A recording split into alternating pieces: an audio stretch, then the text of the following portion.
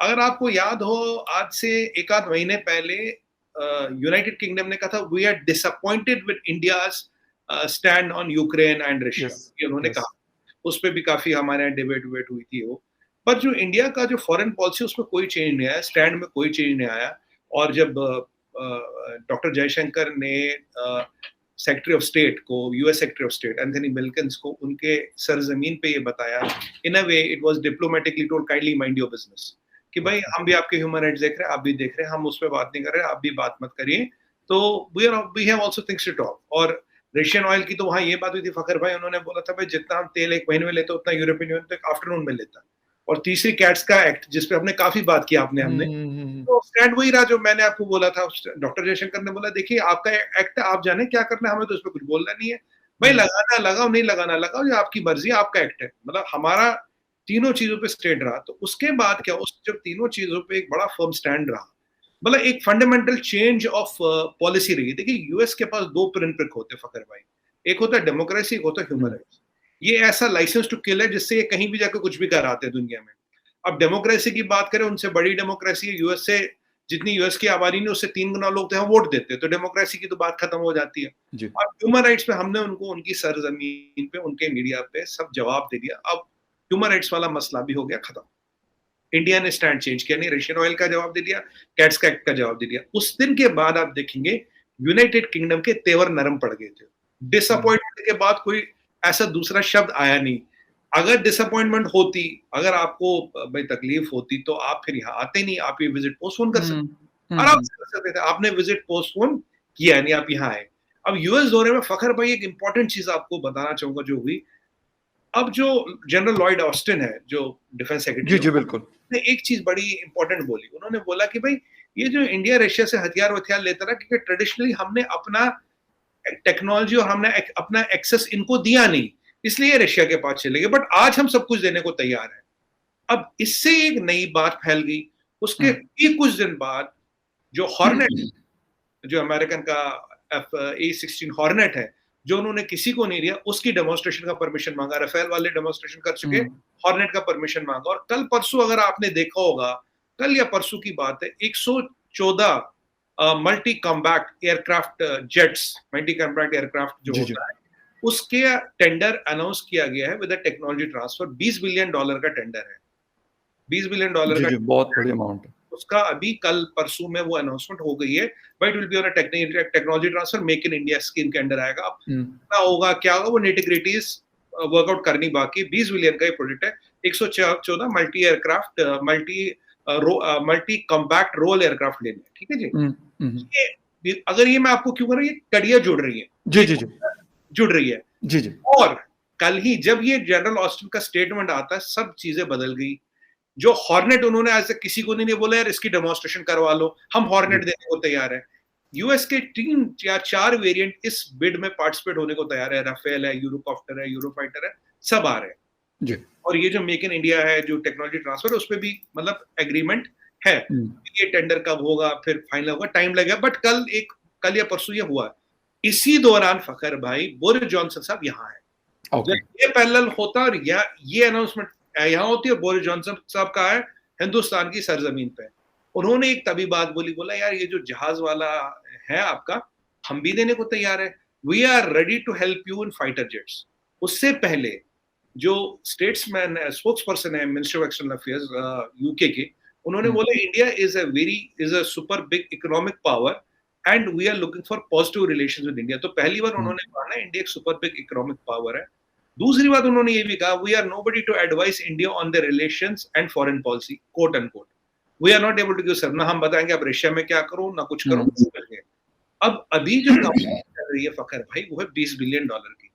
$20 billion की डीलें बहुत कम आती है मार्केट में, मतलब बिल्कुल इतनी बड़ी डील है। हाँ, और अभी फिर इसके स्पेयर्स, फिर इसका आर्मामेंट, फिर इसके मेंटेनेंस, तो ये करीब 30, 35, 40 बिलियन तक इसका हिसाब किताब बनता रहेगा। बिल्कुल ये डील आ रही है, तो इसलिए जनरल ऑस्टिन साहब का भी उस दिन पलट गए, कह रहे हैं यार है। अब बोरिस जॉनसन साहब समझिए, एक चीज छोटी सी समझने की कोशिश करूंगा। वहां पे भी उन्होंने ह्यूमन राइट्स की बात की, और नासिया की कल स्टेटमेंट में पढ़ रहा था, जो पार्लियामेंटेरियन ऑफ यूके है, उन्होंने बोरिस जॉनसन को कहा कि यू आर विजिटिंग इंडिया, और आपको वहां पे बात करनी चाहिए। जी। इसका ये मतलब है सर कि ये सिर्फ हमारे साथ ड्रामेबाजी करते हैं, ये वेस्टर्न वर्ल्ड जो है, हम जो साउथ एशिया के लोग हैं या जो भी है एशियंस हैं, हमारे साथ ये करते हैं कि अगर इनको जरूरत होगी तो ये हमारे ऊपर कहेंगे यार आप जो भी करें, लाइसेंस टू किल आपको हम दे देते हैं। लेकिन अगर हम इनकी कोई बात नहीं मानेंगे तो फिर ये हमें कहेंगे यार आपके मुल्क में तो ये बड़ी ज्यादतियां हो रही है। मैंने बोला ना, उनके पास दो ही लाइसेंस टू किल वाले हथियार है, एक तो जी ये जी डेमोक्रेसी, ह्यूमन राइट्स। डेमोक्रेसी की आप इंडिया में बात कर नहीं सकते, वर्ल्ड्स लार्जेस्ट डेमोक्रेसी, तो डेमोक्रेसी तो सब खत्म हो गई। जी जी अब बचा ह्यूमन राइट्स। जब हमने सेक्रेटरी ऑफ स्टेट को उनकी सरजमीन पे फखर भाई जवाब दे दिया, तो ब्रिटिशरों ने ह्यूमन राइट्स की बात ही नहीं छेड़ी, क्योंकि ओके अगर उनको वहां उनकी जमीन पे जवाब मिल गया तो यहाँ ह्यूमन राइट्स छेड़ने की बात ही नहीं। अगर यूके की लॉन्ड्री लिस्ट गिनाए, बहुत बड़ी लॉन्ड्री लिस्ट है ह्यूमन राइट्स की, फाइनेंशियल वायलेशंस की। मैं उसको थोड़ा उस पर भी बताऊंगा आज आपको। दो चार चीजें ऐसी है जो दर्शकों को जानना जरूरी है, यूके में आखिरकार ऐसा होता क्यों। अब एक तो उनका इकोनॉमिक एजेंडा, एक तो उनका एजेंडा था ये फ्री ट्रेड एग्रीमेंट। अभी जो ट्रेड है करीब 28 बिलियन पाउंड्स का है, 28 बिलियन इंडिया और यूके, और it is favoured in terms of for India. Trade surplus है इंडिया का 4 से 6 बिलियन पाउंड का, जो वेरी करता है। जी हमारी इन्वेस्टमेंट वहां 10 बिलियन पाउंड्स करीब भी है, उनकी 14 बिलियन की है।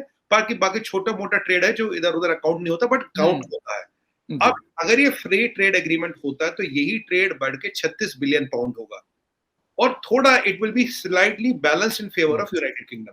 तो पहले उनकी कवायद है कि एफडीए कर लो, और वो खुद ही कह रहे थे भाई दिवाली से पहले पहले इसको साइन करना है। फिर दूसरी बात आई जेट्स की, फिर तीसरी बात आई टेक्नोलॉजी ट्रांसफर की। देखिए चाइना से वो हट रहे हैं।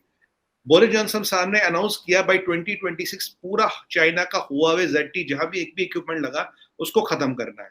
We are the biggest service industry आज के डेट में, वी ओवरटेकन यूके, जीडीपी में वी ओवरटेकन यूके, और उन्हें मैन पावर की जरूरत है। और उन्हें एक अगर चाइना से हटना तो दूसरा अल्टरनेट क्या है? अल्टरनेट है इंडिया। दूसरा ब्रेक्सिट से हट गए, उनकी dependence on European market is now very low. He is looking for a bigger market. वो बिगर मार्केट के अगर चाइना को निकाल दो वो है इंडिया।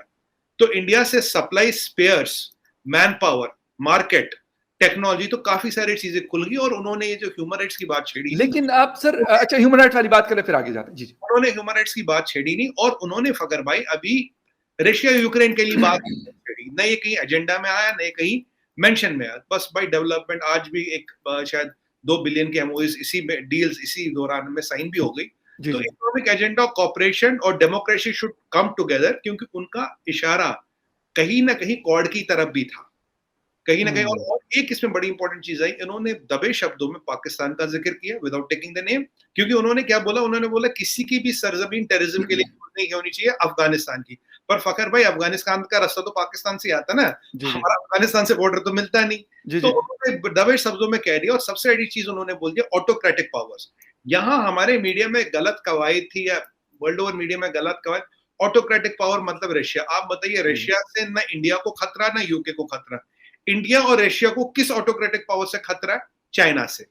ओके तो जिस परिप्रेक्ष्य में देखे, जिस संदर्भ में देखे, when we look into the context, he mentioned about China as autocratic, because Russia से ना यूके को खतरा, ना हमें खतरा है। तो हमें तो खतरा, हमें किससे प्रॉब्लम? हमें प्रॉब्लम है चाइना से। तो ऑटोक्रेटिक पावर वो चाइना आया। और मैंने जो आपको पहले भी मैं कई बार बोल चुका हूँ, डिस्कस कर चुके, ये ह्यूमन राइट्स वाला ना, ये क्या है? ये सब्जेक्टिव चीज है। ये इन्होंने ना, वो समझ रहे हो, वो कभी भी ना वो हाथ में रख रखा है कि जब मर्जी उसको चला दो। भाई ह्यूमन राइट्स, भाई ह्यूमन राइट्स, भाई तेरे ह्यूमन राइट्स, तेरे बोलो भाई, तू वो ठेके। अच्छा एक चीज और इससे मतलब मुझे एक लाइटर नोट पे, मैं वो बुलडोजर वाली तस्वीरें देख रहा था, और आजकल बुलडोजर का जिक्र आपके यहाँ सोशल मीडिया पे मैं देख रहा होता हूँ, क्योंकि लाजमी सी बात है पाकिस्तान के और इतने मसले मसाइल में पाकिस्तान खुद फंसा हुआ है, लेकिन ये कि ट्विटर के ऊपर आप लोगों के जर्नलिस्ट और मुख्तलिफ लोग जो है वो बुलडोजर का जिक्र बहुत ज्यादा, बल्कि हैशटैग भी गालिबन चला। तो कहते हैं कि वो बड़े गलत टाइम पे वो बुलडोजर, पता नहीं शायद वो अपनी उनकी कोई कंपनी के वो हिंदुस्तान को मेरे ख्याल वो दे रहे हैं, तो वहां पे वो बैठे, तो उसके ऊपर कोई मतलब वो वैसे अनलाइटेड नोट आपसे पूछ रहा हूँ कि यार बड़े गलत टाइम पे बुलडोजर पे बैठे हैं बोरिस जॉनसन साहब। बोरिस जॉनसन साहब बुलडोजर पे बैठ गए, और कल तो ये भी बोल दिया जो मेरी बाजू में वैक्सीन लगा, कोवैक्सीन, वो मेड इन इंडिया है, ये भी बोला उन्होंने कहा। और जो बुलडोजर की उनकी जो यहाँ मैन्युफैक्चरिंग होती है वो 100 कंट्रियों को एक्सपोर्ट होता है। उन्होंने बोला जो हम यहाँ मैन्युफैक्चरिंग करते हैं 100 कंट्रियों को एक्सपोर्ट करते हैं। रेंज रोवर में बैठा हूं, वो भी आपकी गाड़ी है, मेरी बाजू में जो वैक्सीन लगा वो भी इंडियन है। तो देखिए, वो आए थे फ्रेंडशिप दोस्ती को कर रहे हैं। बाकी उनका ये फ्लैगशिप इंडस्ट्री है, जहां